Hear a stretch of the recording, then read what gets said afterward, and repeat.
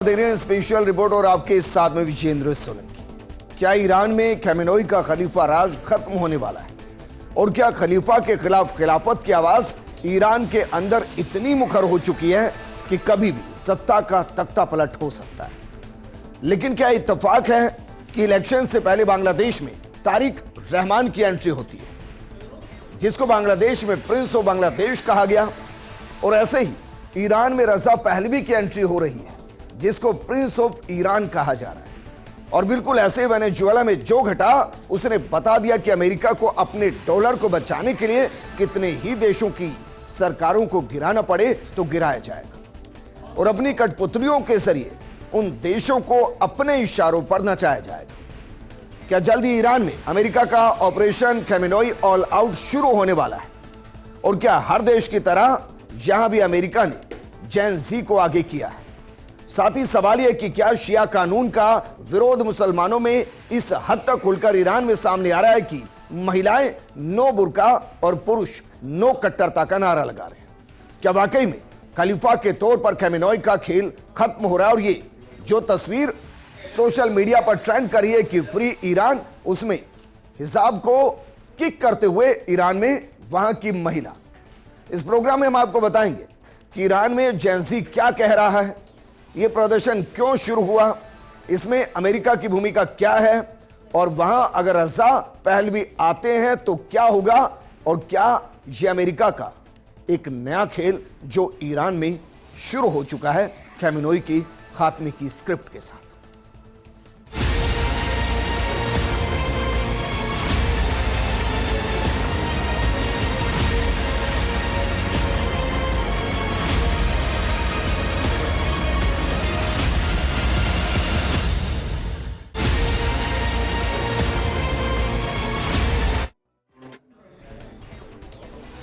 Iran में चल क्या रहा है उसको समझने के लिए आपको कुछ आंकड़ों पर गौर फरमाना होगा, और ये आंकड़े हैं अमेरिकी ह्यूमन राइट एजेंसी के।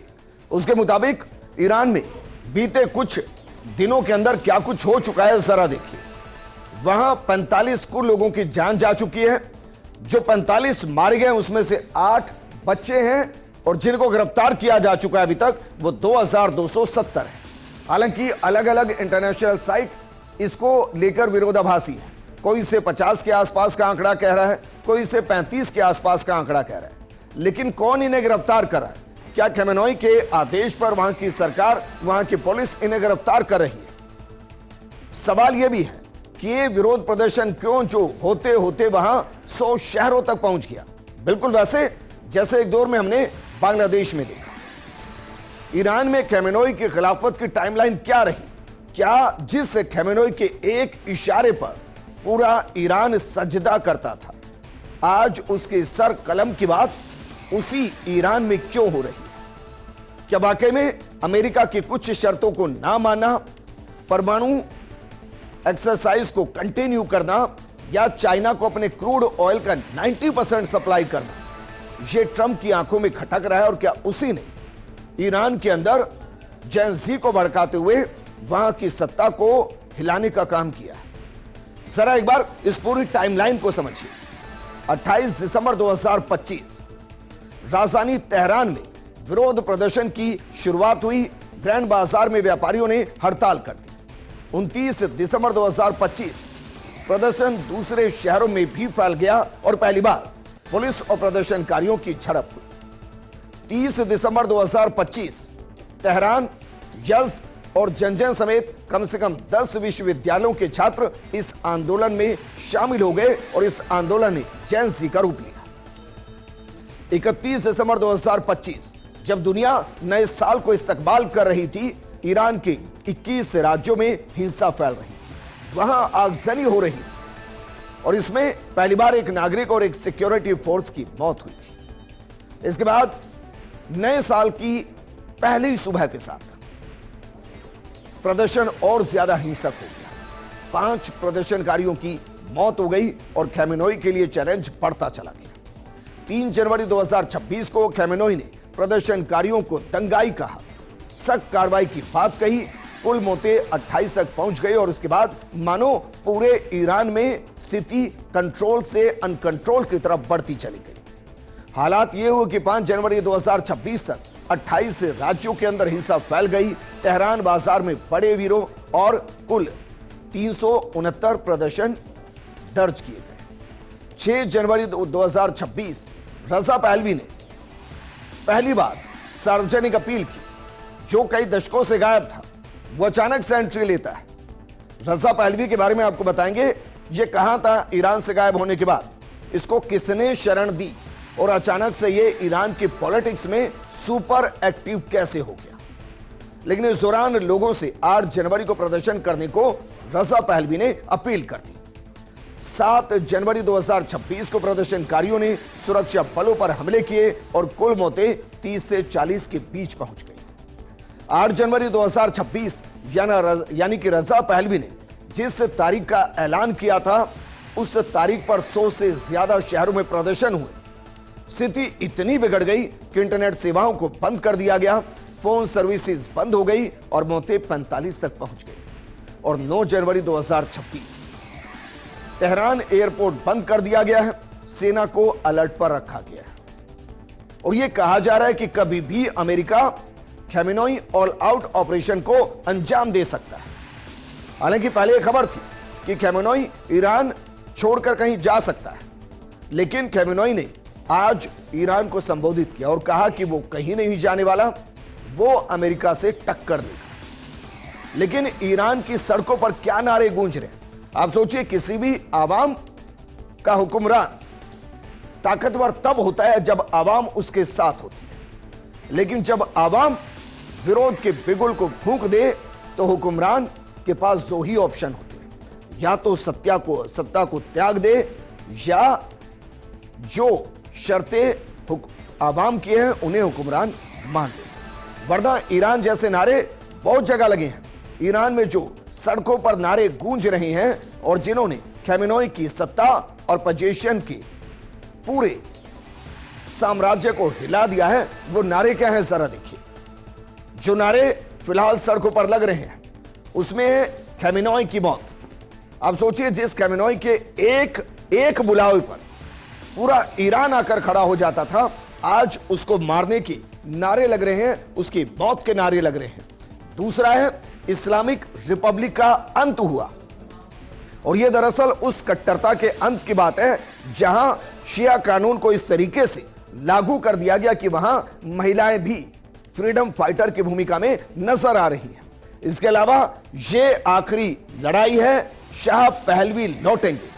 ये दरअसल शाह पहलवी वो है जिन्हें प्रिंस ऑफ ईरान कहा जा रहा है और जिनकी एंट्री ईरान के अंदर कई दशक के बाद हो रही है। लेकिन ये रजा पहलवी, शाह पहलवी कौन है और क्या इसके एक बयान ने, जबकि दशकों से ईरान से दूर है, एक बयान ने 8 जनवरी को पूरे ईरान को आग के हवाले कर दिया। ये कौन है रजा पहलवी और क्या ये बिल्कुल उसी तरीके से जैसा बांग्लादेश के अंदर तारिक रहमान की एंट्री के बाद पूरे बांग्लादेश की स्थिति बदल गई? क्या रजा पहलवी को अमेरिका उसी तरीके से ईरान के अंदर इंट्रोड्यूस कर रहा है? 31 अक्टूबर 1960 तेहरान के अंदर पहलवी का जन्म हुआ। ईरान के निर्वासित क्राउन प्रिंस इनको कहा गया है। पहलवी राजवंश के उत्तराधिकारी इनको माना जाता है और ईरान के आखिरी शाह मोहम्मद रजा पहलवी और महारानी फरहा पहलवी के सबसे बड़े बेटे हैं। 1979 में ईरानी इस्लामिक क्रांति में उनके पिता को सत्ता से हटा दिया गया था। राजशाही खत्म हुई थी। ईरान को एक सेकुलर डेमोक्रेटिक देश बनने की मांग करते थे। युवराज पहलवी अभी अमेरिका में रह रहे हैं। पहलवी ने लिखा था कि मैं ट्रंप की तारीफ करता हूं। आजाद दुनिया के नेता के तौर पर उन्होंने एक बार फिर से सरकार को जवाबदेह ठहराने की जरूरत पर जोर दिया है। अब समय आ गया है कि दूसरे लोग उनके नक्शे कदम पर चले, अपनी चुप्पी तोड़े और मजबूती से ईरानी लोगों के समर्थन में कार्रवाई करें। इस बयान ने दो चीजों को साफ कर दिया। पहला तो यह कि पहलवी सीधे तौर पर ट्रंप के हाथों की कठपुतली है। दूसरा, पहलवी के जरिए जेन-ज़ी को भड़काया गया और शायद वहां जो खमेनेई के जरिए इस्लामिक कट्टरता ईरान के अंदर थी उससे वहां की आम आवाम त्रस्त हो चुकी थी और जो अमेरिका के प्रतिबंध ईरान पर थे और उसकी वजह से वहां अर्थव्यवस्था डगमगा चुकी थी और महंगाई अपने चरम पर होते हुए बेरोजगारी बढ़ रही थी। और जिस क्रूड ऑयल के ऊपर पूरे ईरान की इकोनॉमी टिकी हुई थी, उसमें लगातार डाउनफॉल आना, क्या इसने खamenei की सियासत, खamenei की रणनीति को वहां चैलेंज कर दिया। कुछ बयानों के जरिए समझिए कि खamenei क्या कह रहे हैं, पेजेशियन क्या कह रहे हैं और ट्रंप क्या कह रहे हैं, और ये जो पूरी टाइमलाइन है ये क्या कुछ इशारा कर रही है, जरा इसको भी एक बार समझिए। अगर बात करें खamenei की, खamenei ने कहा कि अधिकारी प्रदर्शनकारियों से बात करें लेकिन उपद्रवियों को उनकी जगह दिखाएं। यह उनका बयान आया 3 जनवरी 2026 को। इससे पहले वो क्या कह रहे थे कि प्रदर्शनकारियों पर सख्त कार्रवाई की जाए, लेकिन जब उनको लगा कि 20-25 राज्यों के अंदर यह प्रदर्शन फैल चुका है, तब उन्होंने दोहरी रणनीति अपनाई।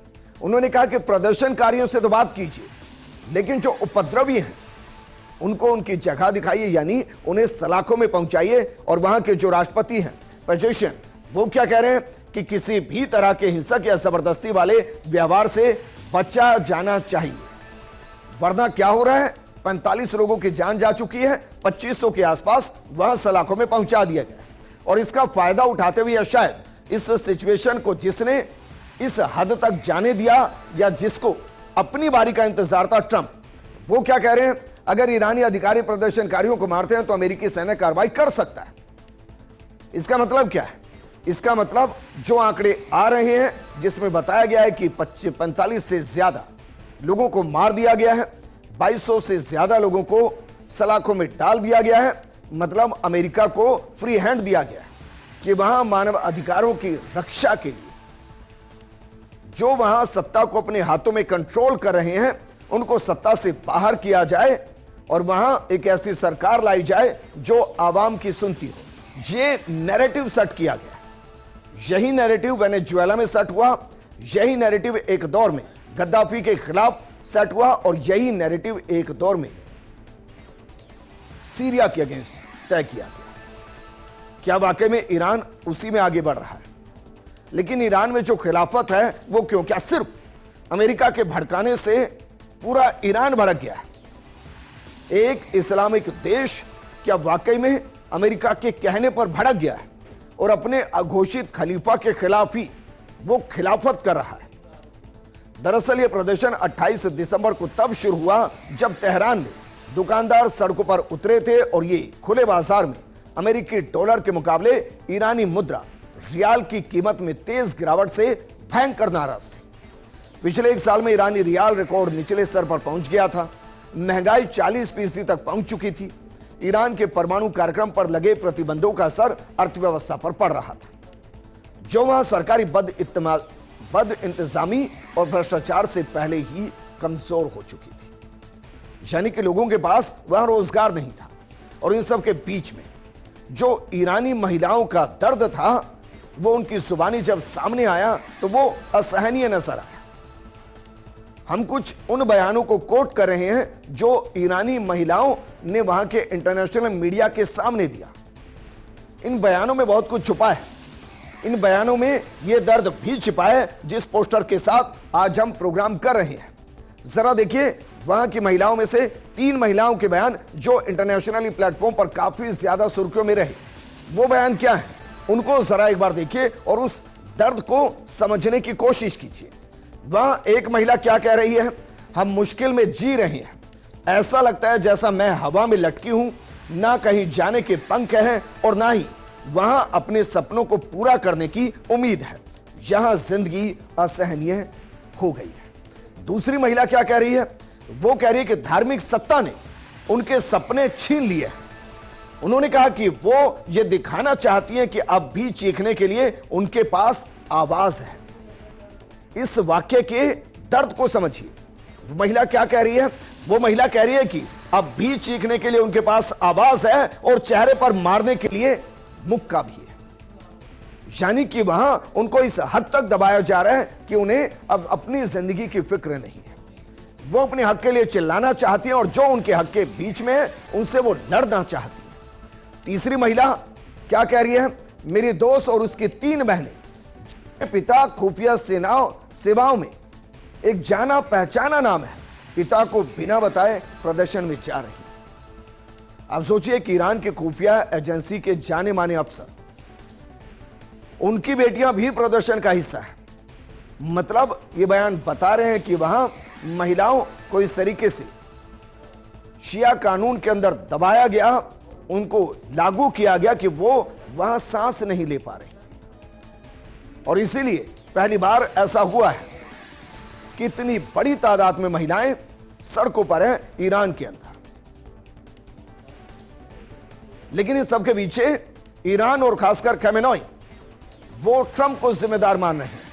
और इसीलिए खमेनेई ने बाकायदा आज मीडिया से बातचीत की। उस दौरान खमेनेई ने सबसे पहले ट्रंप को धमकी दी। और ट्रंप को धमकी देते हुए क्या कहा गया? कहा गया कि जो बाकायदा एक ईरान के सरकारी टीवी चैनल पर बयान दिया गया, उसमें कहा गया कि तेहरान समेत सभी बड़े शहरों और ग्रामीण इलाकों में मैं ऐलान करता हूं। अशांति के बीच अपने पहले भाषण में खमेनेई ने अमेरिकी राष्ट्रपति डोनाल्ड ट्रंप से अमेरिका में समस्याओं पर ध्यान देने को कहा। ईरान के सर्वोच्च नेता खमेनेई ने डोनाल्ड ट्रंप को अहंकारी बताया। आरोप लगाया कि अमेरिकी राष्ट्रपति के साथ ईरानियों की कुछ जासूसों के साथ मिलकर ईरानियों के खून से हाथ उनके सने हुए हैं। जल्दी ट्रंप को अमेरिका की सत्ता से बेदखल कर दिया जाए। आप सोचिए, एक तरफ अमेरिका खमेनेई को सत्ता से बेदखल करने की बात कर रहा है और दूसरी तरफ खमेनेई ईरान के अंदर अपनी जनता को भरोसा दे रहे हैं कि जो हो रहा है उसके पीछे अमेरिका है, उसके पीछे विदेशी ताकतें हैं, उनका साथ मत दीजिए और हम अगर एकजुट हुए तो ट्रंप को अमेरिका की सत्ता से बाहर कर दिया जाए। लेकिन क्या वहां की जनता इस पर भरोसा करेगी? क्योंकि खमेनेई के खिलाफ जो खिलाफत है उसमें कई फरमान है। उसमें ईरान के सर्वोच्च नेता अयातुल्लाह खमेनेई ने देश को जब संबोधित किया तो खमेनेई ने यह भी कहा कि ईरान विदेशी समर्थित ऑपरेटिव्स यानी कि आतंकी एजेंटों को बर्दाश्त नहीं करेगा। कुछ दंगाई सार्वजनिक संपत्तियों को नुकसान पहुंचाकर ट्रंप को खुश करना चाहते हैं। खमेनेई ने अमेरिका को चेतावनी देते हुए कहा कि ट्रंप अपने देश की चिंता करें क्योंकि ईरान विदेशी दबाव के सामने ना कभी झुका है और ना ही झुकेगा। खमेनेई ने ईरान के युवाओं से अपील करते हुए कहा कि एकता बनाए रखें और तैयार रहें क्योंकि एकजुट राष्ट्र किसी भी दुश्मन को हरा सकता है। अपने देश की रक्षा करना आक्रमण नहीं, साम्राज्यवाद है, सामने साहस है। खमेनेई ने प्रदर्शनों को विदेशी साजिशों, खासकर अमेरिका की खुले तौर पर चाल बताया। लेकिन क्या वाकई में इससे कुछ फर्क पड़ता है? क्योंकि एक ऐसा ट्वीट आया जिसने ईरान के अंदर बेचैनी को बढ़ा दिया और ये ट्वीट ट्रंप का ट्वीट है, जिसके बाद शायद ईरान में हिंसा और भड़की। इस ट्वीट में क्या कहा गया है जरा देखिए। इस ट्वीट के अंदर जो ये ट्वीट है जो ट्रंप की तरफ से किया गया, उस पोस्ट में लिखा गया है कि 10 लाख से ज्यादा लोगों ने प्रदर्शन किया। ईरान का दूसरा सबसे बड़ा शहर प्रदर्शनकारियों के नियंत्रण में आ गया है। सरकार की सुरक्षा बलों ने शहर छोड़ दिया है।